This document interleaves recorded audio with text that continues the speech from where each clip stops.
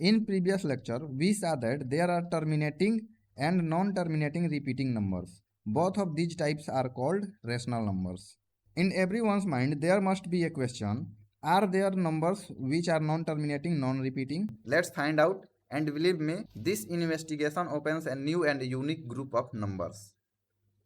Take a look at these numbers.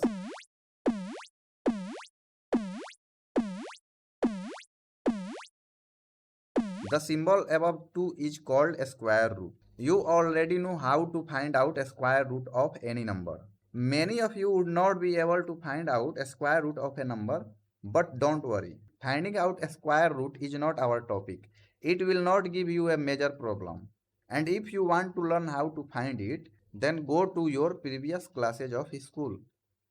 This is the value of square root 2. You can see numbers after decimal point are not repeating themselves. They are increasing randomly. This decimal expansion will never end. It will go up to infinity. That means your whole notebook will be filled by these numbers, but you will never get an end point where it stops. But where does this square root 2 come from? Since childhood, we used numbers to count objects, to measure length, to weight things, and much more. This is the reason to study these numbers. Our mathematicians found some issues during calculations, and then a square root came to existence, and with the help of these square roots, they solved their problems. Let's see what that problem was. There is a house. Let's go to its side wall. We put a staircase to climb on its roof. Distance between wall and bottom side of a stair is 5 units. And the length of a stair is 13 units. So what would be the height of this wall? If we measure it by a scale, it will be 12 units. But can we find the length of wall on paper? That means by calculation. It can be found out with the help of Pythagoras theorem. And please don't ask me what this theorem is. You already studied about it in your previous school classes. Here hypotenuse is 13 and base is 5. And we have been asked to find out perpendicular. This theorem is very simple to understand. Just remember, hypotenuse is always greater than perpendicular and base. Again you can ask, is there any possibility so that hypotenuse become smaller than base or perpendicular? Let's get back to our topic. Pythagoras theorem is always applicable on right angled triangle. So always remember, use this theorem only when one angle of a triangle is 90 degree. Here, this building is placed on a flat ground and hence angle between ground and a wall of this building is 90 degree. Pythagoras theorem says the sum of a square of base and a square of perpendicular is always equal to a square of hypotenuse. Here is key. Base and perpendicular are always smaller than hypotenuse. So add base and perpendicular. But with better understanding, add their squares and you get hypotenuse. Let's see it. Hypotenuse square, that means 13 square, is equal to base square, that means 5 square plus p square. But we don't know what perpendicular is. We have to find it out. Here 13 square means just multiply 13 by 13. So we have 169 and 5 square is 25 and p square remains same. Here 25 is positive. By shifting it to the other side, it becomes negative 25. And 169 minus 25 is 144. We have to find out perpendicular, but it is in the form of a square. So we shift a square on other side and it becomes a square root. 144 can be written as 12 into 12. And we already know to remove a square root from a number, we just take one number from both similar numbers. And hence a square root disappears and we get 12. So perpendicular is 12 units. With scale we have already seen that perpendicular is 12 units. And here by Pythagoras theorem, we also calculated perpendicular 12 units. You would be thinking that why I am talking about this theorem. This theorem helps us to understand a new group of numbers that is called irrational numbers. So just wait for few minutes, we will learn about irrational numbers very soon. Here is again another house whose height is 6 units and also distance between base of a stair and house is 8 units. So what would be the length of a stair? Let's suppose it would be x units. So by Pythagoras theorem, x square is equal to base square, that is 8 square, plus perpendicular square, that is 6 square. Here 8 square is 64 and 6 square is 36. 64 plus 36 is equal to 100. X is 10 units.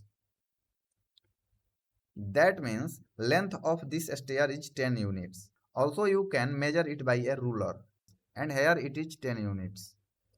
So here one thing is clear, that using this theorem we can measure length of sides of a right angled triangle. This world is full of material and every material has its shape and also it has length.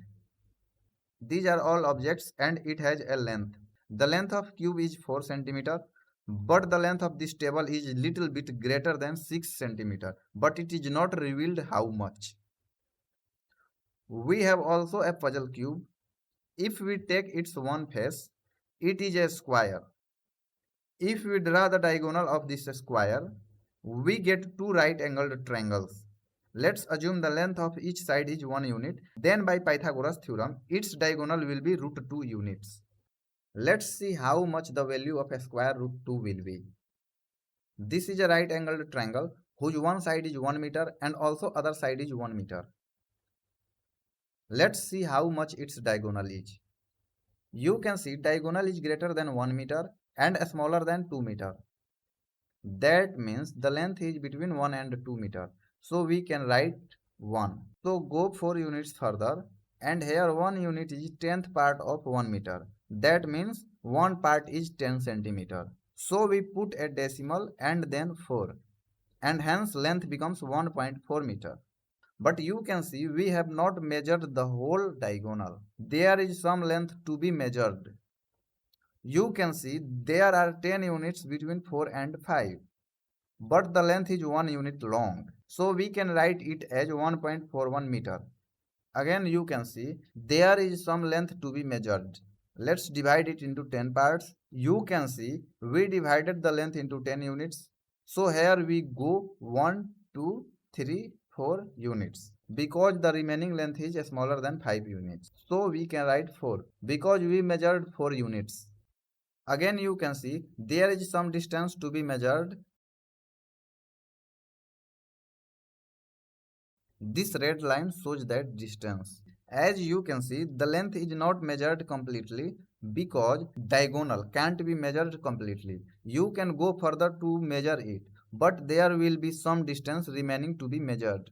You can see by zooming out that distance is very small to be measured, but still it is a remaining distance. So the diagonal is 1.414 meter approximately. Here you can ask a question, can we measure that distance completely?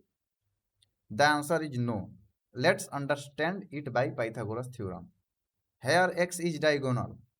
So x square is equal to 1 square plus 1 square. 1 square is equal to 1. So we get 1 plus 1, which is 2. That's why x is equal to root under 2. But we have also measured diagonal as 1.414 meter approximately. So by taking a square on both sides, we get x square is equal to 1.414 into 1.414. That is 1.999396. This decimal number is approximately 2, but not 2. And hence we get diagonal as root under 2. You already know the value of root under 2 is non-terminating, non-repeating. That's why the length of diagonal can never be measured. We can go to find out the length up to infinity, but some length always will be remaining to be measured. You can imagine if some hairs are removed from head, you can't see any change in quantity of hairs because it is negligible. Removing so little hair does not make any difference in quantity. And also, it doesn't matter if a drop of water comes out of an ocean. And hence, root 2 is approximately 1.414.